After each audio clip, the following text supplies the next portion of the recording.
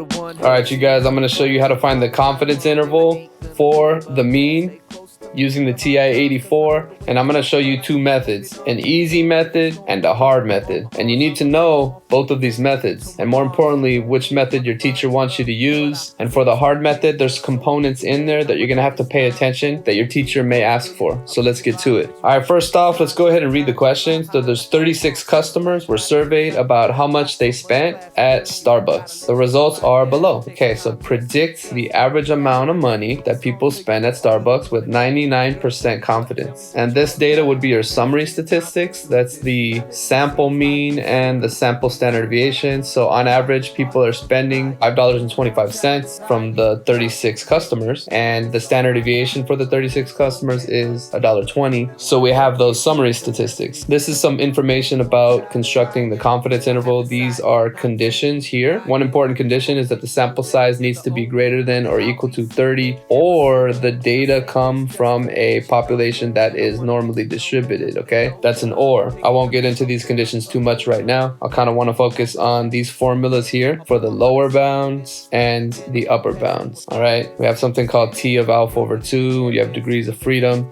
This is a T distribution. So there's a lot of things you need to understand. So let's get into the hard method first. All right, so for this hard method, we notice that we have these formulas that we need to plug into. X bar and S, that's just the sample mean and sample standard deviation. E is called the margin of error, and it has these components in it. It has T, T star. Over here, they call it T alpha over 2. Sometimes I just like calling it T star. It's less confusing. And S over square root of n. So T star is the hardest thing to understand conceptually. So first, let's talk about that. Let's draw a normal curve. I want to shade in the middle, 99% confidence. So I'm going to put 0.99. So if 0.99 is in the middle, then the tails contain 0.01. And if I divide that by 2, I get 0.005. So that tells me that over here is 0.005. And same thing for over here. This is a T distribution, okay? So we can call this negative T star and T star. Both of those values are exactly the same, except one of them is negative and one of them is positive. So we really only need to find one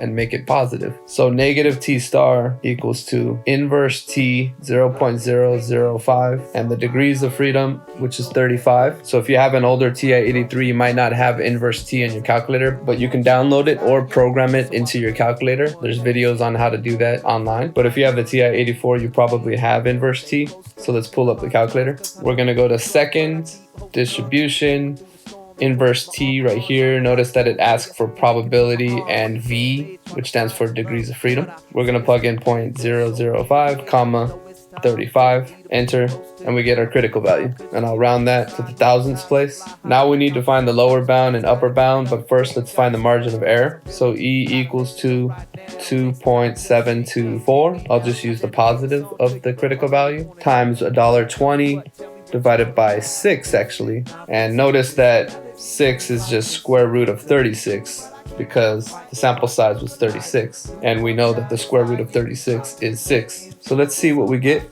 Probably have to round it. 2.724 times $1.20 divided by 6 gives us 0.5448. So we get 0.5448. So for the lower bound, we get 525 minus 0.5448. And for the upper bound, we get 525 plus 0.5448, giving us a confidence interval of, plug that into a calculator, we get 471. We can round now.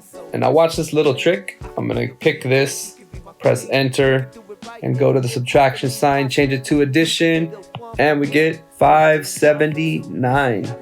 So that's our 99% confidence interval. So for the hard way, we had to understand a T distribution, we had to understand the margin of error, and we had to understand the critical value.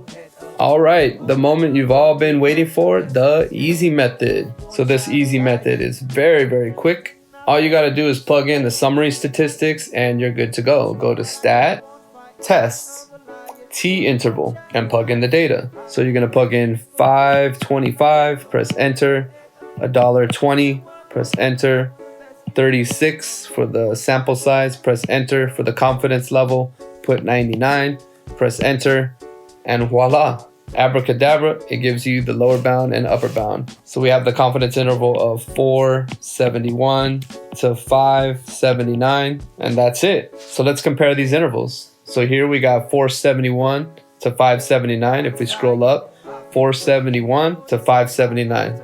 Amazing. The easy method to find the confidence interval for the mean, and the hard method. That's it. So I've been looking for the one, have you seen her? I'm gonna find the right one and I ain't gonna leave her. Stay close to me through the hard times, cause I know the way is rough, but I keep holding on, keep it going through the storm, and put my armor on, shine the lights on for you to make it to my arms. Walking through a maze trying to find your love, but I see a sweet gaze just show